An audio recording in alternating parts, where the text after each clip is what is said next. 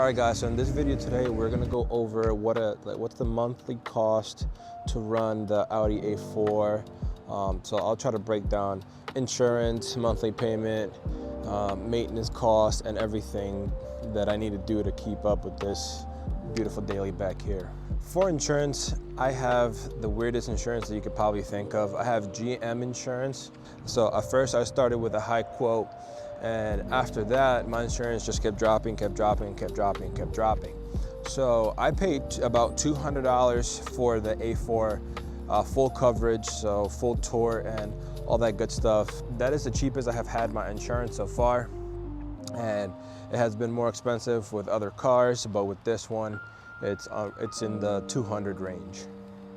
So with my insurance being in the 200 range, I want you guys to comment below what do you think my monthly payment is on the A4. It's not bad for this day and age, especially how expensive vehicles are nowadays. I pay a whopping big $400 a month for the Audi A4, the way that it sits. I haven't really done much modification wise besides the stage 1 tune from BDT tuning and an intake.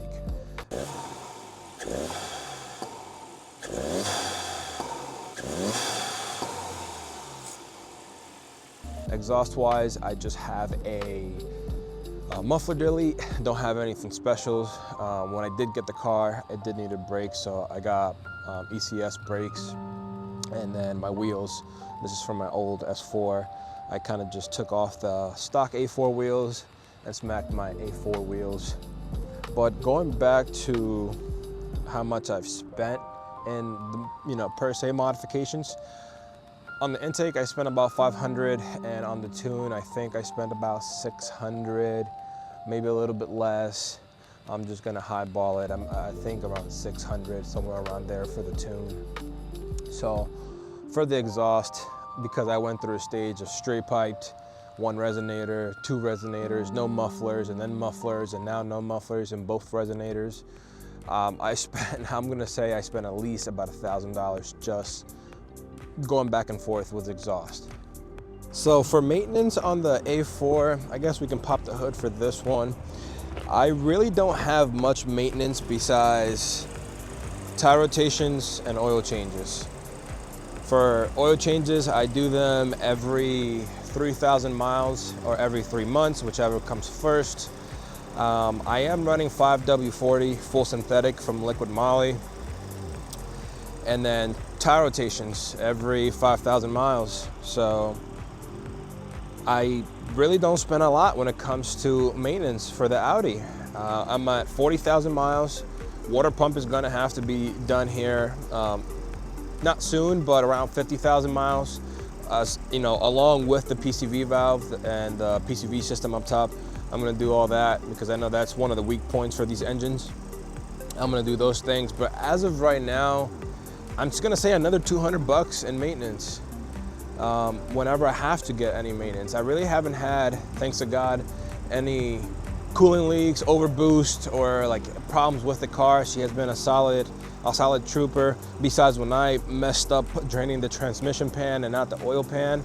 But that was like the only thing that I could really think of for the Audi that I had an issue with. So far on insurance, that's $200 plus the $400 for the monthly payment for the car. Then let's add another $200 for maintenance, which is every 3,000 miles or every 3 months, is gonna be to a whopping $800. Now, adding the $1,000 that I spent on exhaust, plus the $600 for the tune, plus the $500 for the intake, we're at a whopping $2,900.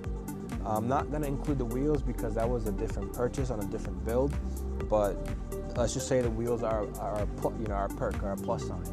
It's not bad. To be honest, it's not bad. If I were to buy this platform again, I would definitely buy the 2020 and 2019 years. 17 to 2019 or to 2020. because again, those years, those companies, they created downpipes, intercoolers, more intakes, turbo muffler deletes, big turbos, and all that good stuff that they don't have for the 2020, for the 2021 and up. I would buy it again, but I would buy a different year. All right, if you did make it to the end, I do appreciate you again. Everybody that watches my videos, likes, comment, and subscribe. That does help me and helps the algorithm tell people, hey, watch this guy on YouTube. Again, I do appreciate whoever stayed to the end.